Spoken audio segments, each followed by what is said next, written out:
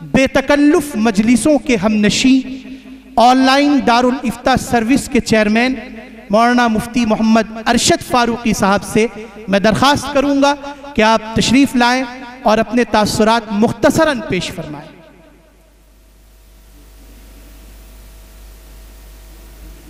الحمد لله الذي هدانا جميعا بالإسلام ومن علينا بنعمة القرآن وشرفنا بسيد ولد عدنان محمد بن عبد الله عليه الصلاة والسلام الأتمان الأكملان ومن تبعهم بإحسان إلى يوم الجمعان۔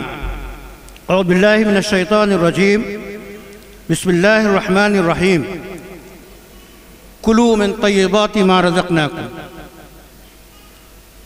الطيبات للطيبين۔ صدر محترم حضرت مولانا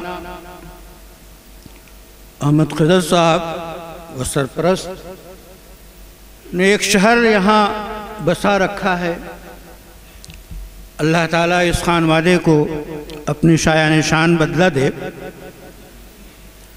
ایک منظر ہے، شہر رمضان ہے، شہر کویت ہے، سحر کا وقت ہے، ایک اچھے سے ہوٹل میں قیام ہے، انہیں کے امیر مولانا اسلام صاحب مجھے حکم دیتے ہیں کہ کچھ سحری کا انتظام کرو۔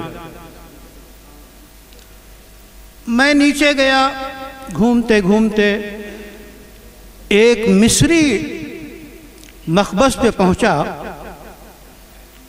خوبصورت انداز میں لکھا تھا الفطائر۔ محترم مولانا سفیان صاحب تشریف فرما نہیں ہے، ورنہ وہ مصر میں رہے ہیں، وہ جانتے فطائر کیا ہے۔ مصری ایک خوشگوار غذا ہے۔ وہاں میں رکا اور اس سے بہت بے تکلف انداز میں یا عم کہہ کے جو ہے تھوک بھاؤ میں نے خریدا، پیسے کم کرائے اور فطائر لے کر آیا تو چند علماء تشریف فرما تھے۔ مولانا اسلام صاحب نے کہا کہ میں سالہ سال سے کویت میں آتا ہوں لیکن کبھی یہ پکوان مجھے نہیں ملا، بہت لذیذ ہے، خوشگوار ہے۔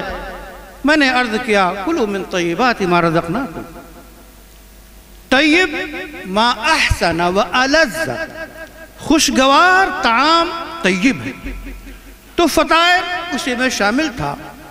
مولانا اسلام صاحب قول طیب اختیار کرتے، من الکلام ما احسن من الحدیث ما احسن فهو طیب، خوشگوار کلام طیب، تو ان کا کلام بھی طیب، ان کا طعام بھی طیب، ان کا مکان بھی طیب، ان کی تحریر بھی طیب، اور ان کی سوچ اور فکر بھی طیب۔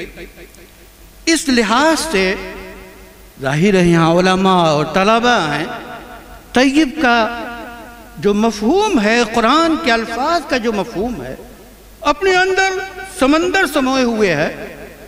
تو من طیبات ما رزقناکم میں یہ ساری چیزیں آتی ہیں۔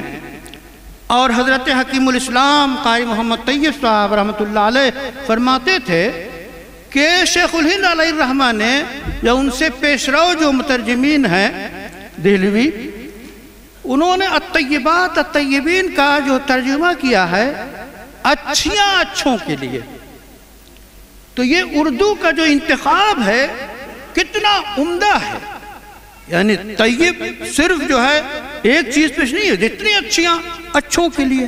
تو اس لحاظ سے یہ جو محفل سجائی گئی ہے یہ محفل طیب ہے، یہ محفل طیب کی ہے، یہ محفل طیبین کے لیے ہے۔ اور حضرت مولانا اسلام صاحب ایسا بے تکلف انسان تھا وہ کہ عام حالات میں یہ پتہ بھی نہیں چلتا کہ یہ بڑا عالم ہے یا عالم ہے۔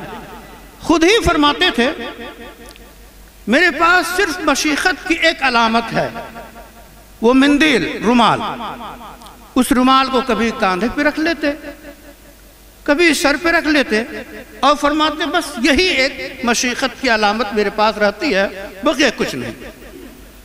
تو مولانا اسلام صاحب نے جو زندگی گزاری ہے بڑی جفاکشی کی زندگی گزاری ہے، اور خاص طور پہ ہم نے جو ان کو دیکھا سب سے پہلے وہ الداعی کے دفتر میں حضرت استاذ محترم حضرت مولانا بدر الحسن کویت، ان کے دفتر میں سب سے پہلے ہم نے مولانا اسلام صاحب کو دیکھا۔ ایک عظیم خطاط تھے، فنان تھے، خطاط بھی تھے، فنان بھی تھے، اور مولانا بدر الحسن صاحب فرماتے ہیں کہ انہی کی کاوشوں سے میری تحریریں خوبصورت قالب اختیار کرتی اور قلم سے وہ لکھتے، اتنا خوبصورت لکھتے کہ عالم عرب میں یہ مجلہ پسند کیا جاتا اور یہ تحریر پڑھی جاتی۔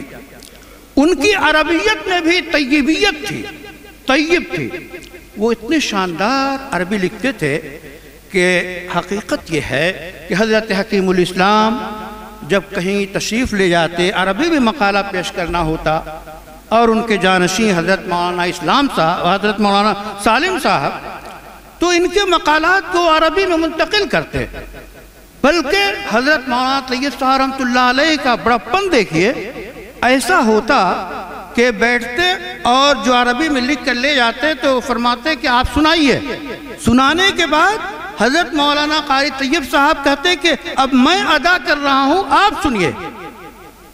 یہ ہے بڑوں کی بات، چونکہ دو آدمی مذاکرہ کر کے ایک چیز کو بہترین بنا لیں، مجمع میں بہترین پیش کی جائے گی، یہ اہل علم جانتے ہیں۔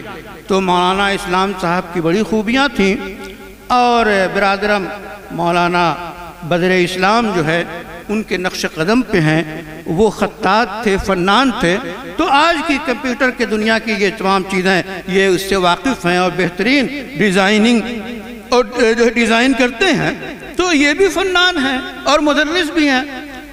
یہ محترم ولد صالح یدعو لہ کے بھی مصداق ہیں، اور علم ینتفع کے بھی مصداق ہیں، اور اذکروا محاسن موتاکم ابھی تک ہم یہی کر رہے ہیں۔ ابھی بیہقی نے، ابو داؤد نے اور ترمذی نے اس حدیث کی تخریج کی ہے، لیکن امام بخاری نے اس کے بعد راویوں کو منکر کہا ہے، تو یہ حدیث صحیح نہیں ہے۔ اس کے باوجود چونکہ ترمذی اور بیہقی اور ابو داؤد میں موجود ہے، اس لیے زیادہ کلام تو جو ہے دوہرے شیخ الحدیث حضرت مولانا احمد خضر صاحب ہی زیادہ جانتے ہیں اس سلسلے میں۔